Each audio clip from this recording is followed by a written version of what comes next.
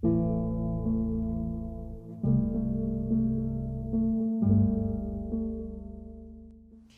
soy Janine Aguilera, soy de Bogotá, Colombia, y conocí de cerca las realidades de varios municipios en el país en donde actualmente empresas transnacionales están operando y explotan recursos naturales. Y también hice parte durante casi 3 años de varias iniciativas que buscaban reconciliar y acercar al sector empresarial con las comunidades.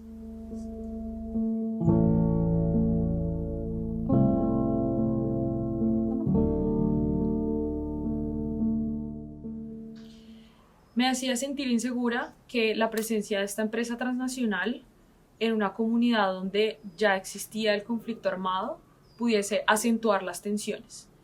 Esto lo digo porque el conflicto armado en Colombia siempre ha girado alrededor de la inequidad en el acceso a la tierra y en el acceso a los recursos, y la entrada de una empresa transnacional que estaba operando con permiso del Estado y que estaba operando y que estaba explotando un recurso natural tan valorado como el oro en una porción tan grande de tierra, le enviaba un mensaje al país y a las comunidades y a las guerrillas, de que efectivamente esa inequidad en el acceso a los recursos era apoyada por el Estado y defendida por el Estado. Eso hacía que se crearan más tensiones entre la empresa que entraba y las guerrillas que estaban en ese municipio, y en medio de estos dos actores estaba la comunidad, la sociedad civil.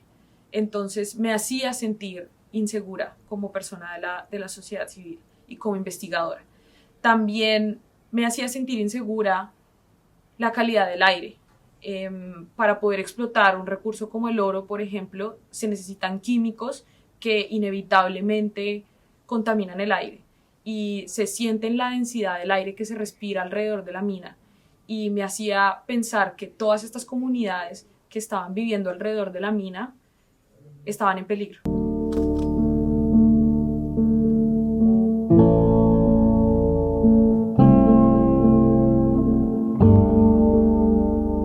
Estas empresas transnacionales que llegan al país generalmente tienen tres mecanismos para responder a las necesidades de los ciudadanos. Uno es ofreciendo proyectos productivos para garantizar seguridad económica.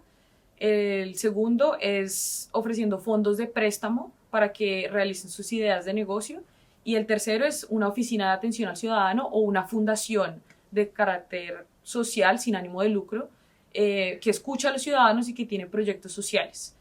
De manera transversal, creo que el principal problema es que estos tres mecanismos lo que hacen es evitar un acercamiento directo entre los directivos y las comunidades. Siempre hay un organismo en medio que evita ese acercamiento directo, y eso hace que las comunidades se frustren o se sientan excluidas de la manera como opera la empresa y de la toma de decisiones dentro de la empresa.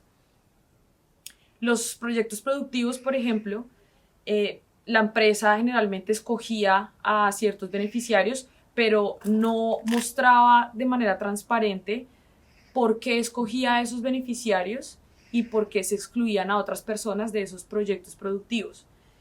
Eso generó una sensación de favoritismos dentro de la comunidad y fracturó el tejido social. Las oficinas de atención al ciudadano generalmente tienen mucho capital humano, pero las soluciones que pueden ofrecer estas personas en esas oficinas son superficiales, porque hay una brecha de poder dentro de la empresa. Los directivos generalmente no escuchan esas quejas de los ciudadanos que les transmiten desde Buriticá o desde cualquier otro municipio que tenga presencia de la empresa. Finalmente, los fondos de préstamo que las empresas ofrecen a los ciudadanos para que tengan dinero y emprendan su idea de negocio son fondos que son complejos de entender y que nuevamente responden a seguridad económica, pero hay otros elementos de la seguridad humana que la empresa no tiene en cuenta en ninguno de estos medios de acercamiento con la comunidad.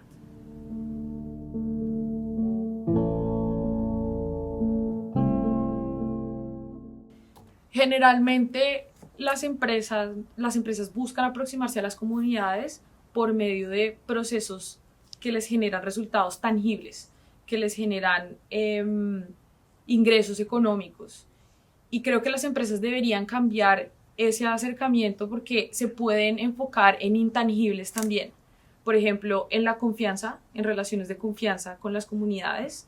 Por ejemplo, en la percepción que están generando. Si están generando percepción de miedo, muchas veces las empresas llegan a imponer sus propios protocolos de seguridad, que en Colombia, debido al conflicto armado, requiere de armas, personas armadas, personas uniformadas, o de muros que dividen la empresa con la comunidad. Eso envía mensajes de miedo. Entonces, hay elementos intangibles que las empresas tienen que empezar a tener en cuenta y análisis de riesgo que no tienen que ver necesariamente con riesgos materiales. Otra cosa que deberían cambiar las empresas transnacionales es el hecho de que llegan al territorio ya con un plan de operación establecido, que es un plan generalmente diseñado desde afuera y que no ha tenido en cuenta los objetivos o las prioridades que tienen estas comunidades adentro. Tampoco tienen en cuenta el sentido de pertenencia, tampoco tienen en cuenta entrenar a su personal con cuáles son las tradiciones o cómo funcionan las relaciones sociales en el terreno. Muchas veces cuando las empresas traen empleados desde la capital o empleados desde otros países, estas personas se sienten completamente ajenas al territorio y no logran empezar un relacionamiento positivo con las comunidades, entonces se alejan y eso hace que la empresa opere por su lado con sus empleados que tienen otra idiosincrasia por un lado y las comunidades se alejen teniendo la percepción de que les traen personas ajenas a su territorio y las están invadiendo de alguna manera. Entonces, estos planes de operación deberían tener en cuenta, uno, cuáles son los objetivos locales, dos, cómo se relacionan ellos a nivel local, tres, cómo logramos un acercamiento y cómo logramos un entendimiento entre los dos tipos de comunidades que se están acercando en el mismo terreno.